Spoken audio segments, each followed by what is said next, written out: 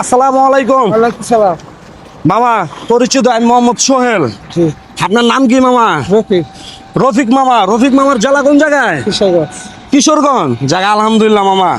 মামা আমরা এই যে 5টা পণ্য আনছি, কথা বুঝতে পারছেন? 1 কেজি লবণ, 1 কেজি আটা, 2 কেজি পেঁয়াজ, 2 কেজি আলু, 1 কেজি মুসুর ডাল। 5টা পণ্য শুধুমাত্র 10 টাকায় বিক্রি করতেছি। সবার জন্য না, যারা পরিশ্রম করে, কষ্ট করে, ঘাম জড়ায়, তাদের জন্য মামা। আমার কথা কি আপনি বুঝতে পারেন? বুঝছি। তো জোরে কথা বলেন। বুঝছি। মানে আপনি কি এই পণ্যগুলো কি আমাদের থেকে নিতে চান? দেন। বুঝলাম না। দেন। আপনি কি সবসময় এত আস্তেই কথা বলেন নাকি? দেন। হ্যাঁ, মানে জিনিসগুলো দেখেন আপনার পছন্দ হয় কিনা। ঠিক আছে। দেন। হ্যাঁ, যদি নিতে চান তাহলে 10টা টাকা দেন মামা। 5 টাকা কেন? 5 টাকা আছে। জোরে বলেন একটু। বাকি টাকা নেই, 5 টাকা আছে। বাংতি টাকা নাই।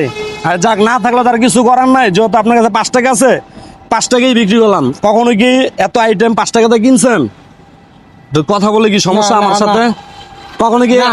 হ্যাঁ, একটু জোরে কথা বলেন। না। তা আজকে আমার কাছে আইটেমগুলো কিনে আপনার কেমন লাগলো? ভালো লাগলো।